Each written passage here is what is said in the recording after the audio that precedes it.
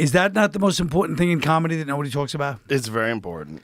It's unbelievable. When you try to be nice on the first line, you go, that was okay, sir. Then they try again, you're like, listen, you Pete. Oh, my God. But that's what I love about your club. We're going to tell you right now, another word, you're out. That's how it should be. Yeah. Because as you know, nobody heckles once. Colin has been a long-time entertainer. Some of you may remember him as the host of Saturday Night Live back in 1995 all the way up to the 2000s. He also worked as an announcer on MTV's 80s game show called Remote Control.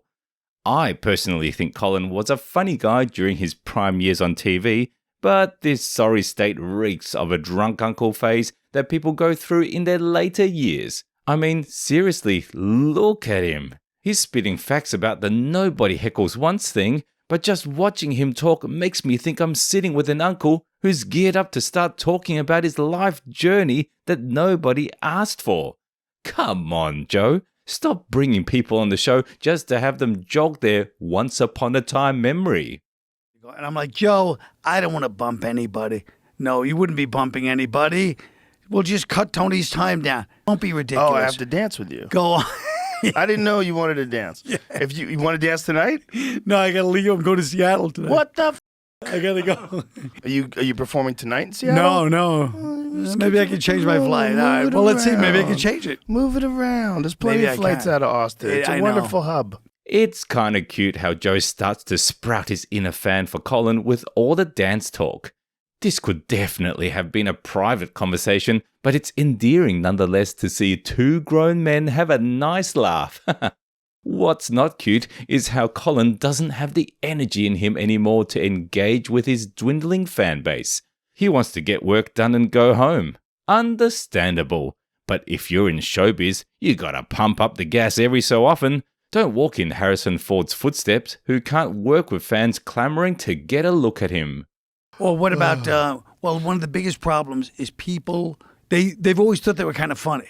And then they go in and try to be funny. People just start destroying them for trying to be funny because they're not used to the heckling that we're used to. Right. We got trained out of all our hack habits. Comedy trains you. The audience trains you. Yeah. Who gets more feedback than comics? We get real live feedback from hundreds of people every night. Every night. You can't live in a theoretical world of like, I think this is funny. I think this is good. You're getting feedback. Gotta agree with both of them here. Experience counts and feedback is crucial. Colin does feel a little hypocritical here because even when he was clearly not a good host for the SNL, he still carried on like he was their knight in shining armor.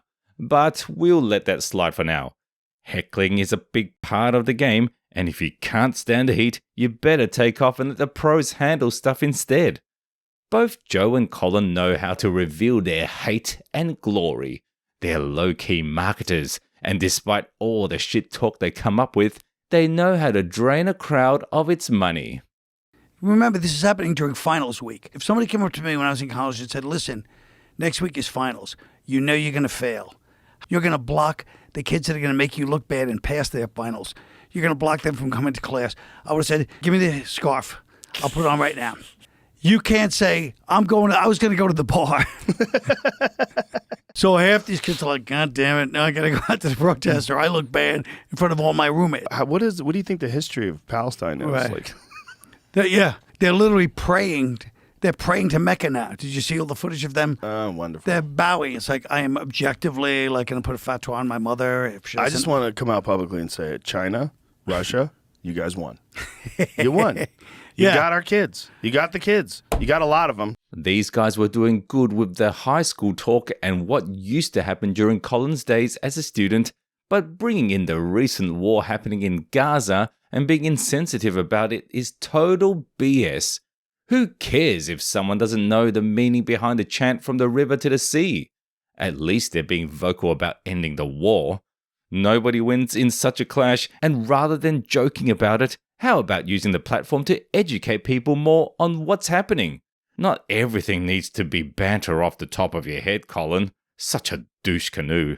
He goes, I took you one better. He goes, I bought a karate trophy, and I used to walk around the streets holding my karate trophy. That's hilarious. So while you were studying martial arts, Seriously, just remember there was a whole bunch of lazy pricks that bought magazines and trophies. You know? There's a lot of dudes walked around with kung fu outfits on. Yeah. Yes. Absolutely. Yeah. To this day, they still do. And to this day, I'm still like, oh, I don't want to fuck with that guy. I don't study kung fu, but I understand it. I know it. I know what it looks like. And you're telling people that you're a master and you're practicing in the park, and you got a bunch of other dumb people that are following you. And there's a lot of that out there. Yeah.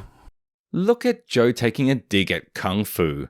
My man slipped in character at first when he said it was just made up moves, but then quickly clarified that he was talking about people in the park practicing the art. Like, okay, Mr. Know-It-All, we get that you have significant knowledge about combat sports, but you don't have to rub mud on people's faces who don't want anything to do with UFC. Some like to practice older, nobler art, and that's completely fine. Live and let live, you self-entitled weirdo. People in the street at 5 a.m. in their underwear, the whole city. Oh, my God. The whole neighborhood, I mean. I was only in a small earthquake. I was in a 5.5, and it was like I was in a washing machine box or a refrigerator box where it just had no stability. Yeah. I thought an earthquake would be like, everything shaking. Yeah. No, everything moved. Everything moved. It just moved side to side, and I remember thinking... It's like having vertigo. But it was. I was just thinking, this is a baby one? Yeah. So a 7 is how many times greater than this? Holy shit. It fucked up Northridge, and Van Nuys got fucked. That was more than any place. I'm just going to remind you guys here that Joe Rogan is a 56-year-old grown man with decades of experience in martial arts, comedy, TV hosting, and countless other stardom-worthy accolades. Yet this guy does not know anything about earthquakes. Watch him depict a comical representation of an earthquake and then act so surprised when he states what the real one was like.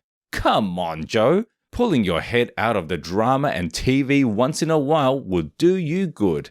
And what he experienced was just 5-ish on the Richter scale. Imagine what this guy would go through if he got to experience a 7.1. He'd probably scream like a girl. But I didn't know what I was doing. Like, I didn't know where upstage was. I was on television. They're like, Joe, could you move like six inches upstage? I'm like, and upstage meant you move backwards, which is kind of crazy. Yeah. Instead of saying, would you step back? But that must have been fun doing it in front of a live crowd. It was fun. It was fun when you got good lines, but you didn't really get to control. Like, the first show that I did was terrible. It was called Hardball. That's what I came out to LA for. Oh, I think I remember this. It was a baseball show. At this point, I don't even know why Joe brought Colin on the show, because the guy keeps talking about his life and all he's achieved or been through. It's like a younger cousin boasting to the elder cousin to get some praise out of him. Martial arts, stand-up comedy, radio shows, what hasn't this man done? Apart from not going for a hair transplant. And I was going to do my own show, but they said, hey, we got a part on this show that we're already going to do. And so it was originally Ray Romano. I know. Yeah, so Ray got fired. Yes. And then they replaced it with a guy, and that guy got fired, and they replaced it with me, a guy. which made me feel better. You know, I did one terrible TV show. Yeah. And here you are. 2 acting classes. Here you are. And how long were you doing stand-up at that time? 6 years.